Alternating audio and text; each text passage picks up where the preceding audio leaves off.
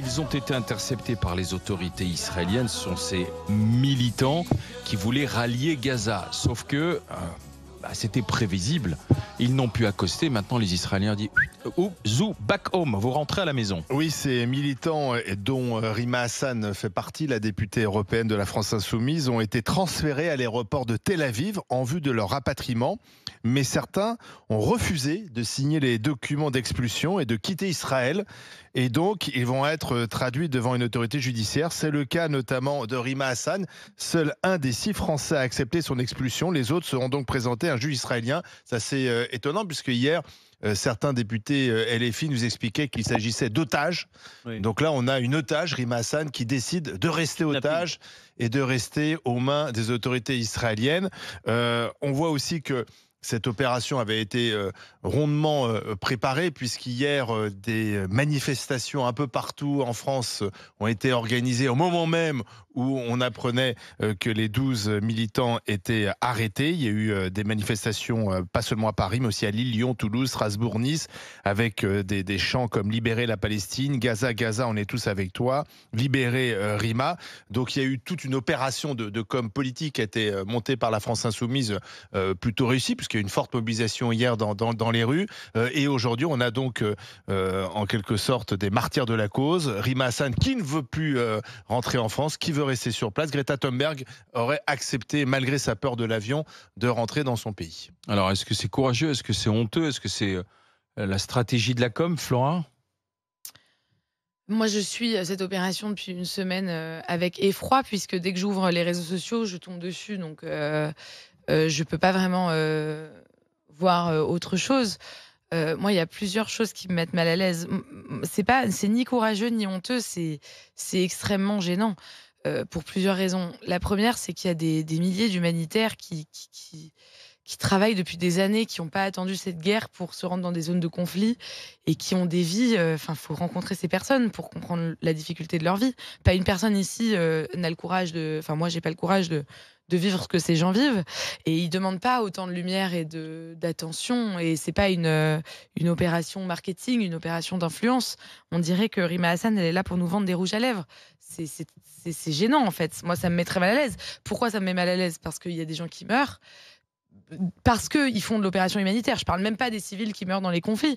Je parle de personnes qui, parce qu'ils veulent faire Médecins sans frontières, Jérôme, tu as dû en croiser dans ta carrière, parce qu'ils veulent distribuer des biens de première nécessité, perdent la vie. Enfin, faut comprendre de quoi on parle. Par ailleurs, apparemment, dans ce bateau, il y a 100 kilos de farine. 100 kilos de farine pour 2 millions de personnes qui ont peu à manger, voire pas à manger. Ça va pas vraiment changer la face des choses.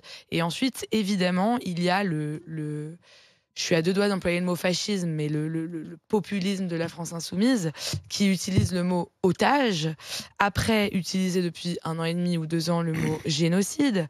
La semaine dernière, Mathilde Panot, elle a tweeté le suprémaciste Ben Gvir, le gouvernement israélien menace la France d'attentats terroristes et le président Macron d'atteintes physiques contre sa personne. Comme si le gouvernement israélien allait faire un attentat terroriste en France. En fait, pourquoi j'utilise cet exemple? Parce que vous avez compris que ces gens-là, leur but, c'est de tellement emmêler les faits, tellement emmêler la réalité des choses, qu'à la fin, on ne croit plus en rien. Et c'est quand on ne croit plus en rien que tout devient possible. Donc à utiliser le mot otage pour des personnes qui sont dans un aéroport et prêtes à prendre un avion, Greta Thunberg est à bord d'un avion, alors pour la France. Le mot génocide, alors que on sait, alors c'est un massacre, il n'y a pas besoin d'utiliser le mot génocide pour déplorer ce qui se passe à Gaza aujourd'hui, qui est un massacre de la société civile totale et absolue. Juste, c'est pas la même chose en fait. Et moi, enfin vraiment, ça fait une semaine, je suis très inquiète. Charles? Écoutez, moi je trouve Rima Hassan insupportable, Greta Thunberg insupportable aussi. Et à l'évidence, leur truc n'est pas un navire humanitaire, c'est un navire de communication, c'est sûr. Ils viennent pas apporter une aide humanitaire. Néanmoins, je trouve ça quand même assez courageux d'aller sur place. Il y a beaucoup de gens qui se contentent d'un petit commentaire, voire beaucoup d'autres gens qui détournent le regard. On sait que le droit humanitaire a été largement violée à Gaza par l'armée israélienne, pour ne pas dire pire. Et ça, c'est une manière pudique de dire qu'il y a eu quand même énormément de morts, de bavures, de gestes qui n'auraient pas dû avoir lieu, et une politique globale et une situation qui devient folle. D'ailleurs, je crois que c'est le chancelier allemand qui a dit qu'il comprenait même plus à quoi servait cette opération.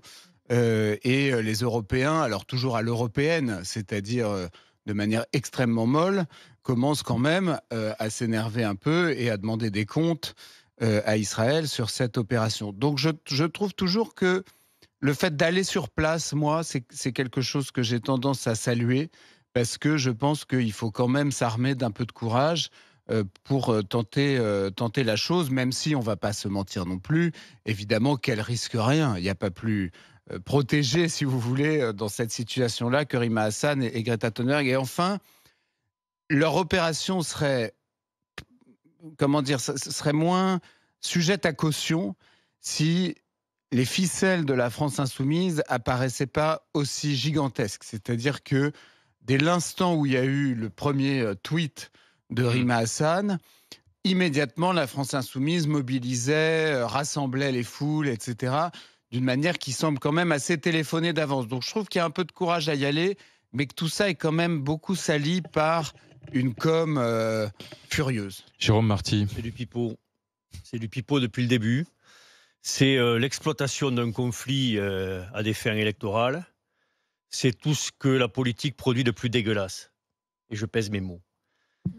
Le massacre du 7 octobre par les terroristes du Hamas est une horreur.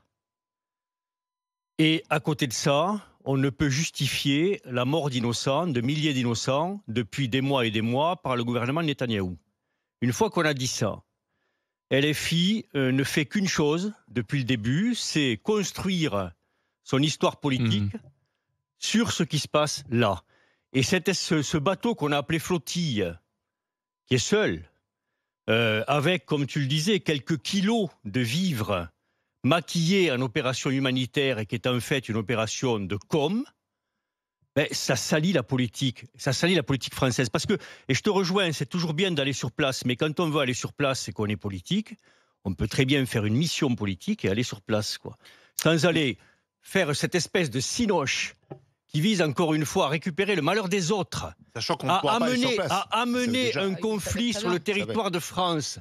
Je rappelle qu'hier, il y a eu des déclarations d'un député de la France insoumise disant que Rima Hassan risquait le viol dans la prison, dans la prison où elle allait être amenée. Que pendant ce temps, la foule scandait Israël assassin. Et ensuite, si tu as un meurtre antisémite sur le territoire de France, cette personne-là s'en lavera les mains. À Toulouse, il y a eu une manif où sur les portes, sur la porte du Capitole, il y a écrit « Moudenc, t'es mort ». Voilà où on en est aujourd'hui. Et ces gens-là s'en laveront les mains. Donc je veux dire, à un moment quand même, quand on fait de la politique, on a une responsabilité. Une responsabilité devant le peuple de France et une responsabilité devant l'histoire. Alors oui, c'est important de dénoncer ce qui se passe.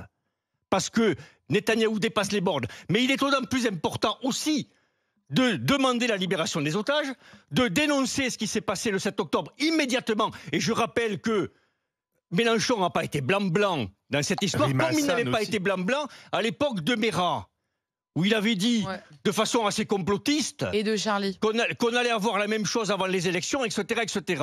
Donc si Mélenchon veut faire d'abord pourquoi Mélenchon n'est pas sur le bateau? Pourquoi il envoie Rima Hassan et il n'y va pas lui? Et il n'en tire pas profit à ce moment-là en s'exposant lui. C'est toujours une espèce de manque de courage et je vous le dis, d'exploitation de la misère humaine et de la souffrance humaine. Et ça, c'est dégueulasse.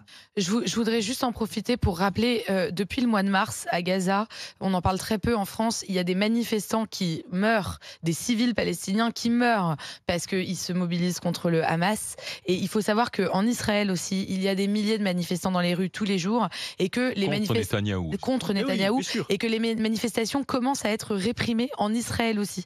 Donc Netanyahou, c'est non seulement un dirigeant politique qui commet des massacres dans le territoire ennemi, mais c'est aussi quelqu'un qui maintenant se met à réprimer sa propre population.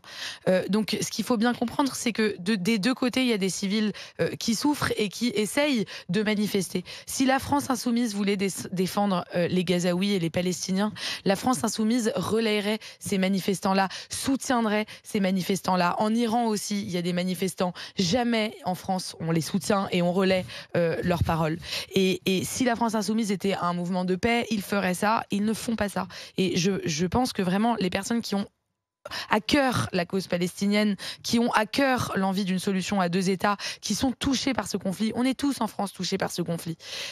Il faut comprendre que la France insoumise est aujourd'hui le parti politique, et je pèse mes mots, qui est le pire ennemi de la paix en France.